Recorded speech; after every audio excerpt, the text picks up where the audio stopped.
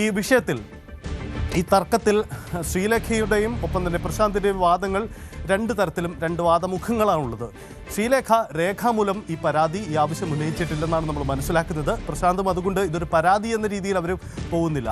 യഥാർത്ഥത്തിൽ ഇതൊരു രാഷ്ട്രീയ ആരോപണത്തിനപ്പുറം ശ്രീലേഖ ഇത് രേഖാമൂലം തന്നെ ഉന്നയിക്കാനുള്ള നീക്കത്തിൽ തന്നെയാണോ? എന്താണ് അവിടുത്തെ സാഹചര്യം? ഈ ഓഫീസ് കെട്ടിടം അതിൻ്റെ ഒരു പരിസരവും സാഹചര്യവും എങ്ങനെയാണ് സാർക്ക്? സജിത്ത്, നമുക്ക് മുൻ കൗൺസിലറുടെ പ്രതികരണത്തിലേക്ക് നോക്കാം. കാരണം എസ് മധുസൂദൻ നായരാണ് ഇതിനു മുൻപ് ഇവിടുത്തെ ഈ ഓഫീസ് മുറി ഉപയോഗിച്ച കൗൺസിലർ. അദ്ദേഹത്തോട് തന്നെ ഇതിന്റെ കൂടുതൽ വിശദാംശങ്ങൾ നമുക്ക് ചോദിച്ചറിയാം. എങ്ങനെയാണ് ഈ ഒരു ഓഫീസ് മുറിയുടെ അടക്കം ഒരു പിന്നാമ്പുറം കാര്യം? ഇത് മൊത്തത്തിൽ നഗരസഭയുടെ ബിൽഡിംഗാണ്. 2020 ഞാൻ കൗൺസിലറായ അവസരത്തിൽ ഞാൻ ഇപ്പം കൗൺസിലർ റൂം എന്ന് പറയുന്ന മുറി അക്ഷയ കേന്ദ്രത്തിന് വേണ്ടി അനുവദിച്ച റൂമായിരുന്നു. അതിന് മുമ്പ് ഇരുന്ന കൗൺസിലർ ഉപയോഗിച്ചുകൊണ്ടിരുന്ന കൗൺസിലർ റൂമായിരുന്നു. ഇപ്പോൾ MLA VK പ്രശാന്ത് ഇരിക്കുന്ന അദ്ദേഹം ഏറായിരുന്ന അവസരത്തിൽ കൗൺസിലർ ആ റൂം ഉപയോഗിച്ചുകൊണ്ടിരുന്നത്. VK പ്രശാന്ത് അദ്ദേഹം MLA ആയ അവസരത്തിലാണ് ഇത് നഗരസഭയിൽ ഒരു വാടകയ്ക്ക് സംസ്ഥാന സർക്കാർ ഇത്ര എമൗണ്ട് എനിക്കറിയില്ല തുക അടച്ചുകൊണ്ട് മേയർ MLAക്ക് വേണ്ടിയിട്ട് ആ റൂം അനുവദിക്കുകയും അക്ഷയ കേന്ദ്രത്തിന് വേണ്ടി അനുവദിച്ച റൂം കൗൺസിലർക്ക് അനുവദിക്കുകയും ചെയ്യുകയാണ്.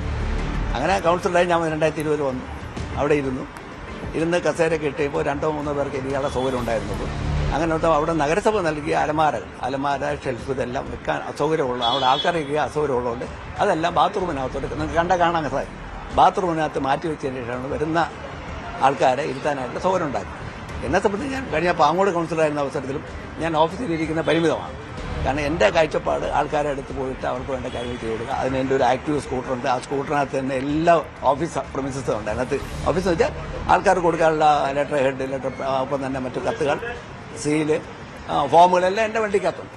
അതുകൊണ്ട് എനിക്ക് വലിയ വിഷയം ഞാൻ ഇവിടെ ഇരിക്കാത്തതുകൊണ്ട് എനിക്ക് ഞാൻ ഒരു 6 മാസം ഇരുന്നുള്ളൂ. അതിന് ഒരു ഫെസിലിറ്റേറ്റർ ഉണ്ടായിരുന്നു. അവരും കുറച്ച് 2 മണിക്കൂർ ഇരിക്കുമായിരുന്നു. ഇപ്പോൾ വരുന്ന ആൾക്കാരുന്ന് ഫോമുകൾ വാങ്ങിച്ചു വയ്ക്കാറുണ്ട്. ഞാനിവിടെ ഇരുന്നിട്ടില്ല എന്നുള്ളതാണ് ഏറ്റവും വലിയ വസ്തുത. കാരണം ഒന്ന് എൻ്റെ കാഴ്ചപ്പാട്. രണ്ടാമത് ഇവിടുത്തെ അസൗകര്യങ്ങൾ പ്രധാനം. ആരെങ്കിലും വരികയാണെങ്കിൽ ബാത്റൂമിനകത്ത് ഞാൻ കയറിയെടുക്കുമ്പോൾ കാണുമ്പോൾ നഗരസഭയ്ക്കാണ് അതിൻ്റെ കുറവ്, എനിക്കല്ല. നഗരസഭയ്ക്ക് എൻ്റെ കുറവാണ്. ഒരു കൗൺസിലർ റൂമിനകത്തുള്ള ഫർണിച്ചറും ഒപ്പം തന്നെ മറ്റു ഫോമുകൾ മറ്റു കാര്യങ്ങളൊക്കെ കൈകാര്യം ചെയ്യുന്ന അലമാരയൊക്കെ ബാത്റൂമിനകത്ത് ഇരിക്കുകയാണെന്ന് ഏതെങ്കിലും ഒരാൾ മൊബൈലിൽ വീഡിയോ എടുത്താൽ പോലും അതൊരു നഗരസഭയ്ക്ക് നടക്കണം. അതുകൊണ്ട് ഞാൻ അത് വലിയ വിഷയമൊന്നും ആക്കാൻ പോയിട്ടില്ല. കാരണം എൻ്റെ ആവശ്യം എനിക്ക് ഇത് മതിയായിരുന്നു. വീടുകളിൽ എത്തിച്ചേർന്ന് അവരുടെ അടുത്ത് ചെന്ന് കാര്യങ്ങൾ ചെയ്തു കൊടുക്കായിരുന്നു എൻ്റെ താല്പര്യം, എൻ്റെ ആഗ്രഹം ഞാൻ ചെയ്തുകൊണ്ടിരുന്നു. അതുകൊണ്ട് എനിക്ക് വലിയ വിഷയം തോന്നി. പക്ഷേ ഒരു കൗൺസിലർ വന്ന അവസരത്തിൽ മാഡം എന്നോട് ചോദിച്ചു ഓഫീസ് മാഡം ഒന്ന് ഓഫീസ് ചെറിയ റൂമാണ്, സ്ഥലപരിമിതി കുറവാണ്, അതുകൊണ്ട് മാഡം വരണതുണ്ട്. അപ്പം ഞാൻ മാഡം ഞാൻ എങ്ങനെയാണ് MLA വിളിച്ച് ചോദിക്കാം. MLA ഞാൻ വിളിച്ച് എനിക്ക് എൻ്റെ വേണ്ടപ്പെട്ട ആളാണ് എൻ്റെ MLA, അതുകൊണ്ട് ഞാൻ ചോദിക്കാമെന്ന് പറഞ്ഞു. മാഡം ചോദിച്ചു. മാഡം വളരെ പ്ലേസ് ചെയ്താണ് ചോദിച്ചത്. അത് MLA ആലോചിച്ചിട്ട് പറഞ്ഞാൽ മതി, ഇപ്പോൾ ഒന്ന് ഒഴിയേണ്ടതെന്നാണ് പറഞ്ഞത്. അത് ആലോചിച്ചിട്ട് എനിക്ക് അതും കൂടെ കിട്ടിയാൽ കൊള്ളാം എന്നാണ് പറഞ്ഞത്. ഞാൻ ആലോചിച്ചിട്ട് പറയാം.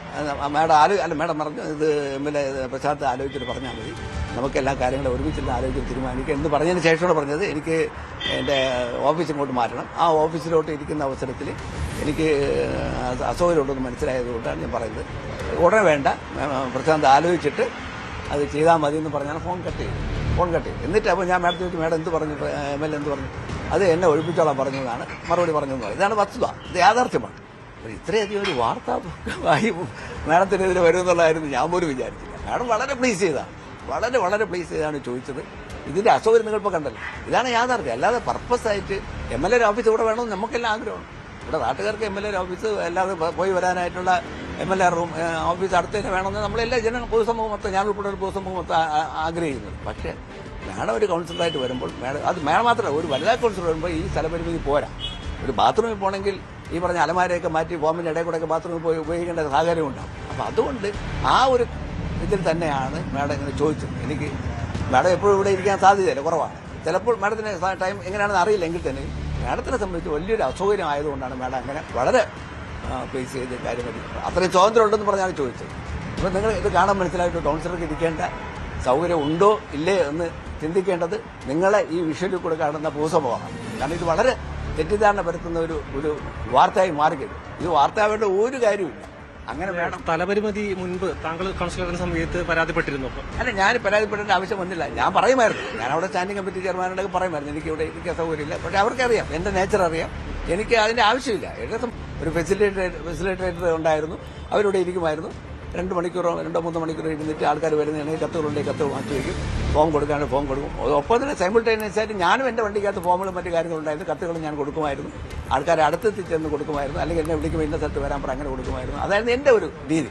അത് ഈ 5 വർഷമല്ല, തൊട്ട് മുമ്പ് പാങ്ങോട്ടുമായിരുന്ന 5 വർഷം ഞാൻ അങ്ങനെ തന്നെയായിരുന്നു. വാർഡ് ഓഫീസിൽ ഇരിക്കുന്നത് കുറവായിരുന്നു. അപ്പം മാഡത്തിനെ സംബന്ധിച്ച് അതല്ല, മാഡത്തിൻ്റെ സിറ്റുവേഷൻ വേറെ രീതിയാണ്. അതുകൊണ്ടാണ് പാവപ്പെട്ട മാഡം വളരെ തന്മയത്വമായിട്ട്, വളരെ ലളിതമായി, വളരെ സൗഹാർദ്ദപരമായിട്ട് സ്വന്തം മകനെ പോലെയാണ് മാഡം ചോദിച്ചതെന്നാണ് ഞാൻ മനസ്സിലാക്കുന്നത്. ഇപ്പോൾ നിരസിക്കുകയാണെന്നുണ്ടെങ്കിൽ നിയമ നടപടികളുമായി മുന്നോട്ട് പോകാനുള്ളൊരു അല്ല, ഇതിപ്പോൾ നിരസിക്കേണ്ടതെന്ന് വെച്ചാൽ മാഡത്തിന് ഇപ്പോൾ ആവശ്യമാണല്ലോ, നഗരസഭയുടെ ബിൽഡിംഗ് അല്ലേ. അപ്പോൾ എന്തായാലും മാഡം ചിലപ്പം സെക്രട്ടറിക്കോ ആരെങ്കിലും കത്ത് കൊടുത്ത് അങ്ങനെ ആവശ്യപ്പെടും.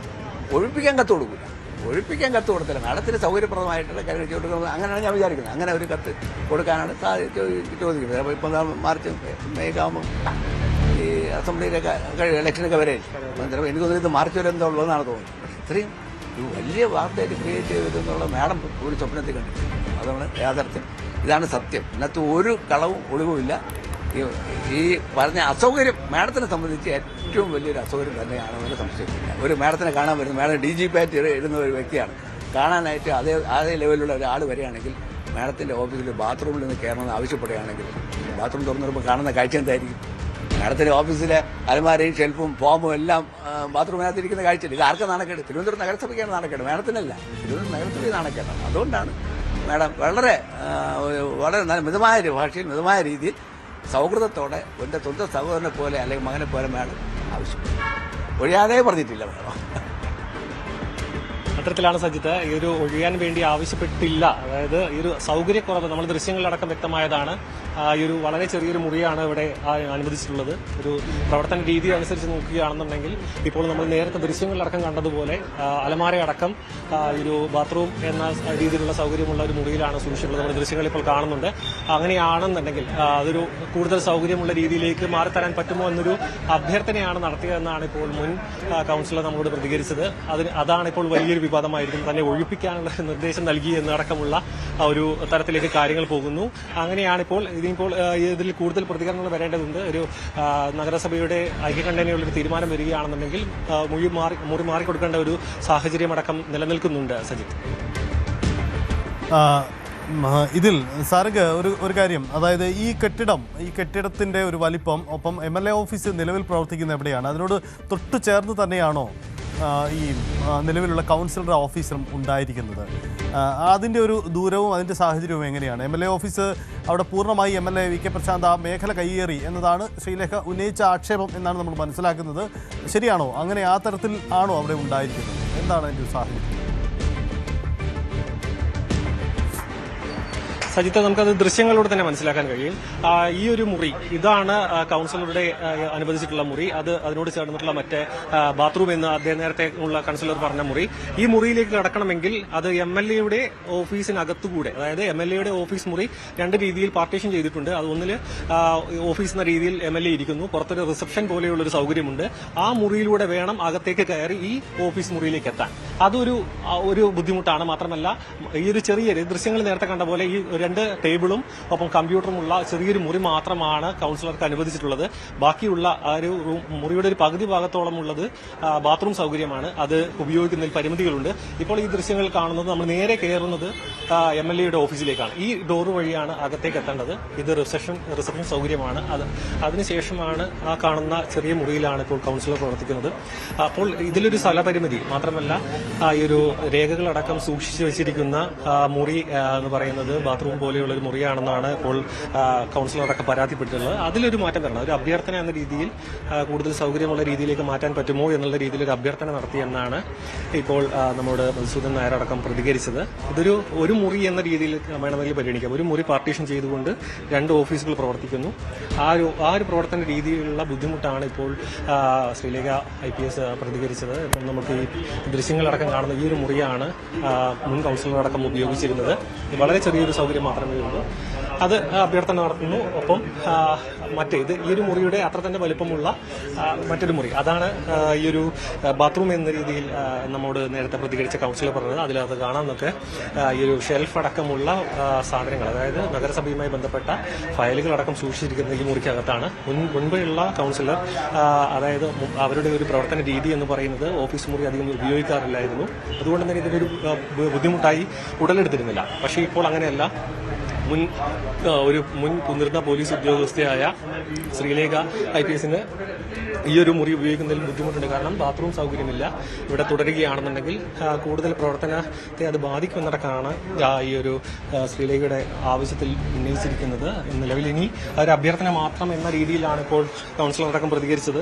പോകുന്ന വഴി ആവശ്യപ്പെട്ടു, അതായത് കൂടുതൽ ഇനി മാർച്ച് വരെ സമയമുണ്ട്, ഈ ഒരു കരാറിലടക്കം മാർച്ച് വരെ സമയമുണ്ടെങ്കിൽ പോലും അതൊരു അഭ്യർത്ഥന, അതായത് ന്യായമായ സൗഹൃദപരമായ ഒരു അഭ്യർത്ഥന എന്നാണ് പ്രതികരിച്ചത്. ഇനിയിപ്പോൾ ശ്രീലേഖയുടെ പ്രതികരണം അടക്കം വരണം.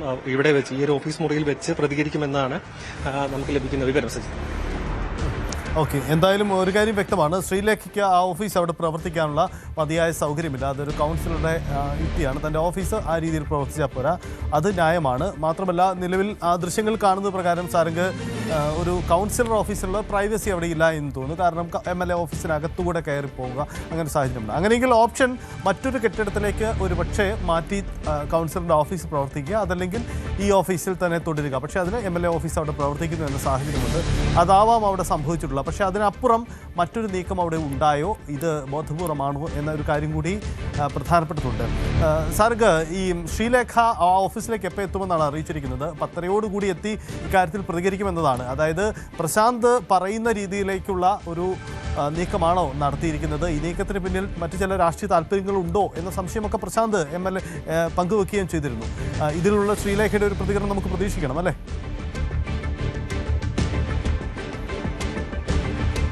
തീർച്ചയായും സജിത്ത്, 10:30 അദ്ദേഹം ശ്രീലേഖ IPS ഇവിടേക്ക് എത്തുമെന്നാണ് മനസ്സിലാക്കുന്നത്. ഈ ഒരു ഓഫീസ് മുറിയിൽ വെച്ച് തന്നെ മാധ്യമങ്ങളോട് തന്റെ അസൗകര്യത്തെക്കുറിച്ചും മറ്റും പ്രതികരിക്കും. ഇതിൽ ഉണ്ടായിട്ടുള്ള സംഭവങ്ങൾ കൂടുതൽ വിശദമാക്കും. കാരണം VK പ്രശാന്തിന്റെ പ്രതികരണം മാത്രമേ വന്നിട്ടുള്ളൂ. ഇപ്പോൾ നമ്മോട് പ്രതികരിച്ച മുൻ കൗൺസിലറും അടക്കം പറഞ്ഞിട്ടുള്ളത് ഇതൊരു സൗഹൃദ സംഭാഷണം മാത്രമായിരുന്നു.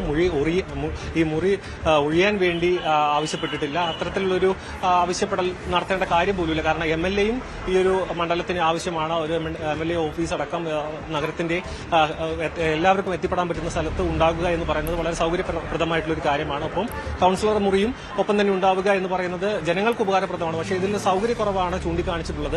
പക്ഷേ അതിൽ കൂടുതൽ സാങ്കേതിക വശങ്ങൾ അല്ലെങ്കിൽ ഒരു അസൗകര്യം എന്താണ് എന്ന് അടക്കമുള്ളത് ശ്രീലേഖ IPS തന്നെ വിശദമാക്കേണ്ട ഒരു കാര്യമാണ്. 10:30 ഇവിടെ എത്തി തന്റെ ബുദ്ധിമുട്ടുകൾ, അതായത് ഈ ഒരു മുറിയുടെ അസൗകര്യം എത്രത്തോളം ഉണ്ട് എന്ന് നേരിട്ട് മാധ്യമങ്ങളെ മനസ്സിലാക്കി കൊടുക്കുന്ന രീതിയിലേക്ക് വിശദീകരിക്കുമെന്നാണ് ശ്രീലേഖ അടക്കം പ്രതികരിച്ചിട്ടുള്ളത്. VK പ്രസാദിന്റെ പ്രതികരണത്തിൽ നമുക്ക് വ്യക്തമായിരുന്നു ഇതിൽ മറ്റ് അതായത് രാഷ്ട്രീയ പ്രേരിതമായ ഒരു ആവശ്യമാണോ എന്നടക്കമുള്ള സംശയമുണ്ട് എന്നടക്കം പ്രതികരിച്ചിരുന്നു. പക്ഷേ നിലവിൽ ഇപ്പോൾ നമ്മളോട് പ്രതികരിച്ച കൗൺസിലർ അടക്കം പറഞ്ഞതുപോലെ തന്നെ അതൊരു അഭ്യർത്ഥന മാത്രമായിട്ട് കണ്ടാൽ മതി. ഇത് അത്തരത്തിലൊരു വലിയ വിവാദമാക്കേണ്ട കാര്യമില്ല. അതായത് സൗകര്യക്കുറവ് നമ്മളും കണ്ട് ബോധ്യപ്പെട്ടതാണ്. പക്ഷേ അതിൽ ഒരു നയപരമായ, അതായത് സൗഹൃദപരമായ ഒരു തീരുമാനത്തിലേക്ക് കാര്യങ്ങൾ എത്താനുള്ളൊരു സാഹചര്യമുണ്ട്. അല്ലാത്ത രീതിയിൽ ഒരു ഭരണം ലഭിച്ചതിന്റെ ഒരു അതായത് തുടക്കം തന്നെ ഒരു ദിവസം മാത്രമേ കഴിഞ്ഞിട്ടുള്ളൂ BJP അധികാരത്തിലെത്തിയിട്ട്. തൊട്ടടുത്ത ദിവസം ഇങ്ങനെ ഒരു വിവാദം ഉണ്ടാകുന്നു.